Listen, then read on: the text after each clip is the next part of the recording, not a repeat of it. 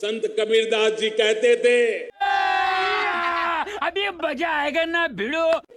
पोथी पढ़ी पढ़ी जगमुआ, पंडित भयानक कोई। तो रुको जरा, सबर करो।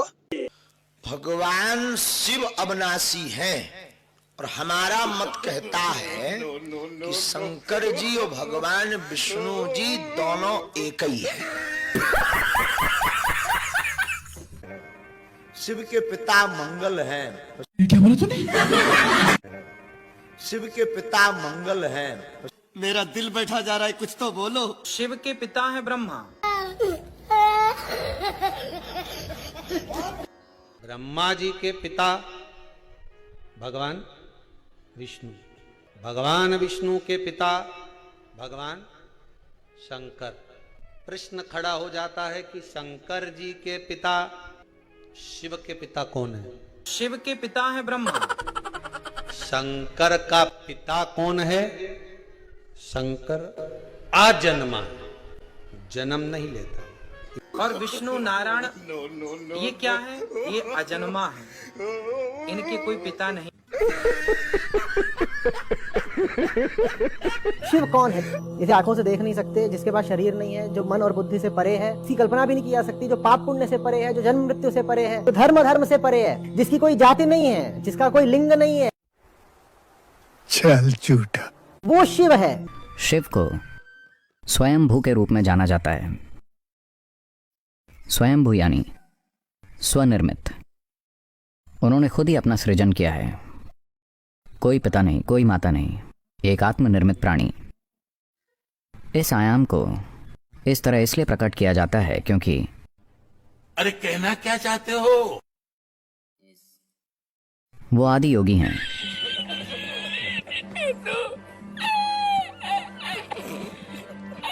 ये मत समझो शिव कोई व्यक्ति है, ये नहीं समझना है। ये कहीं बैठा रहा, वहां 15,000 साल पहले ध्यान में बैठा रहा कोई व्यक्ति, ऐसे ऐसे बोलने वाले कुछ जानते ही नहीं इसके बारे में। ना शास्त्र जानते ना अनुभव में जानते हैं इस बात को। शिव कोई व्यक्ति है ही नहीं, इसीलिए वो अरूप। शिव का कोई रूप नहीं है, शिव का कोई रूप नहीं है।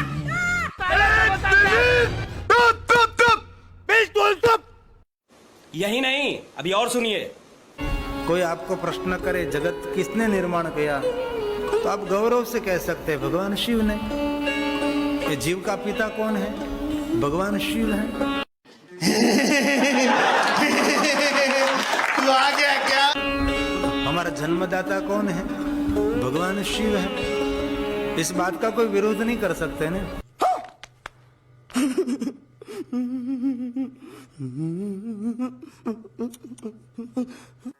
श्री कृष्ण हमारे पति हैं, बाबा भोलेनाथ और मां पार्वती हमारे माता पिता हैं। ये सीधा सा बात समझ लो। नहीं।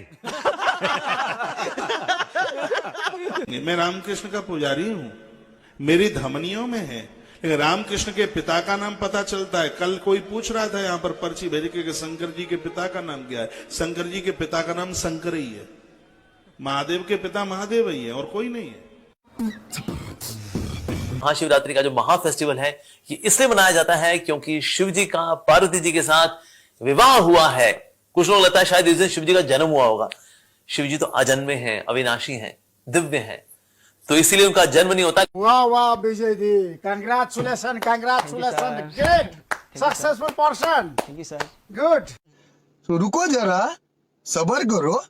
समाज को सदियों से निरंतर दिशा दे रहे मार्गदर्शक, समभाव और समरसता के प्रतिबिंब महात्मा कबीर को उनकी ही निर्वाण भूमि से मैं एक बार फिर कोटि कोटि नमन करता हूं।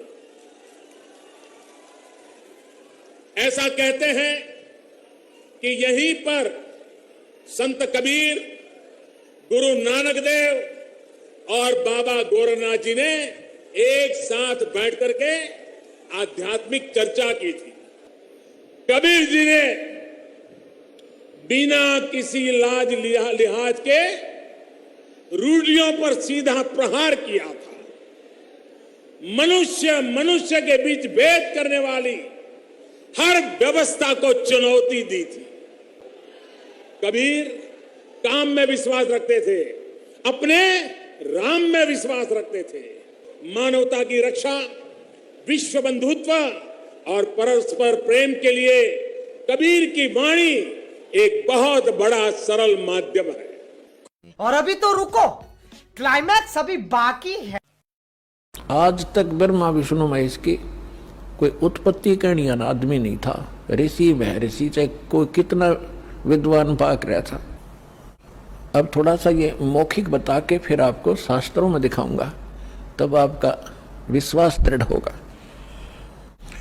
अब इससे पहले हम आपको परमात्मा कबीर जी द्वारा अपनी ये सारी हमारी सृष्टि रचना सुना रखी है, और ब्रह्मा विष्णु महेश के कौन माता पिता हैं वो थोड़ा सा हिंट दूंगा।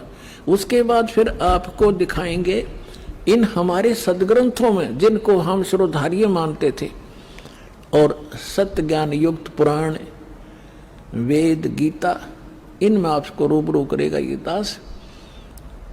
तो परमात्मा को हम अशिक्षित मानते थे और ये कहा करते ये क्या जाने धानक दुल्हा, इसने संस्कृत आती नहीं, क्या जाने वेदों और गीता और पुराणों के गूढ़ रहस्यों का। अरे भगवान तो चिट्टी से लेकर हाथी तक की भाषा जानता है, वो सब प्राणियों की भाषा जानता है। अब ये सिद्ध भी कर देगा दास आपको कि उस परमात्मा ने कैसे रजा बख्शी। अपने आत्माओं, दास जो वचन बोलेगा ये सोच लेना